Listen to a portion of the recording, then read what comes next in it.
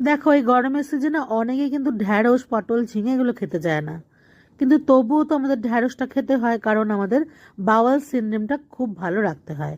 সেই কারণে ঢ্যাঁড়সের একটা চটজলদি রেসিপি তৈরি করব, যা দিয়ে ভাত রুটি দুটোই ভালো লাগবে।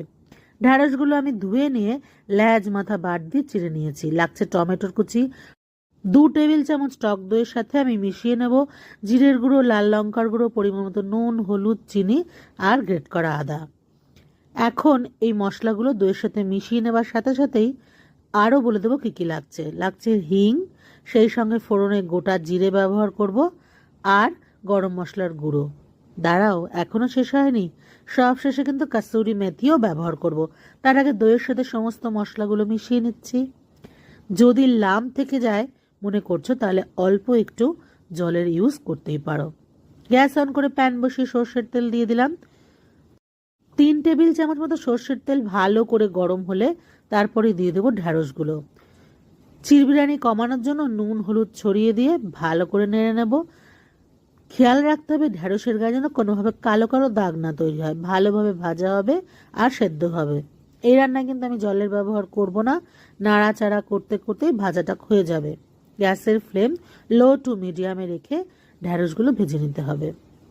ঢ্যাঁড়সে থাকা ম্যাগনেসিয়াম, পটাশিয়াম এবং অ্যান্টিঅক্সিডেন্ট আমাদের কিন্তু পেটের সমস্যা কিংবা ডায়াবেটিক রোগীর পক্ষে আদর্শ খাবার।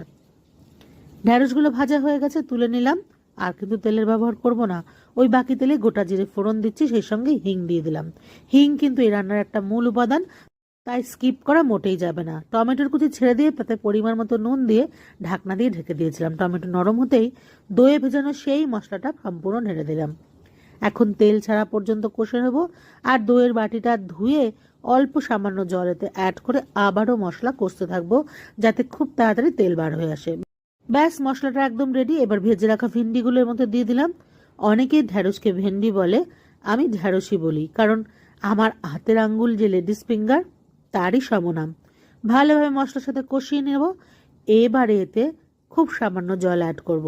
আপনারা চাইলে ঢাকনা দিয়ে ঢেকে ঢেকে রান্না করে নিতে পারবেন। আমি এই মশলা ভেজানো বাটির মধ্যে আরও একটু জল দিয়ে নেড়ে নিচ্ছি। বেশ গা মাখা মাখা হলে গরম মশলার গুঁড়ো আর হাতে ক্রাশ করে কাসুরি মেথি ছড়িয়ে গ্যাস বন্ধ করতে হবে। একটু স্ট্যান্ডিং টাইম দিয়ে ভাত, রুটি, এমনকি পরোটার সাথেও সার্ভ করতে পারেন। আপনার বাড়ির বড় থেকে ছোট সবাই আনন্দ করে খাবেন। চাইলে আপনি ঢ্যাঁড়সটা একটু ছোট করে কেটেও নিতে পারেন, আবার আমার মতন এরকম গোটাও রাখতে পারেন। রান্নাটা কেমন লাগলো অবশ্যই কিন্তু কমেন্ট করে জানাবেন। আজ তবে আসি, দেখা হচ্ছে নতুন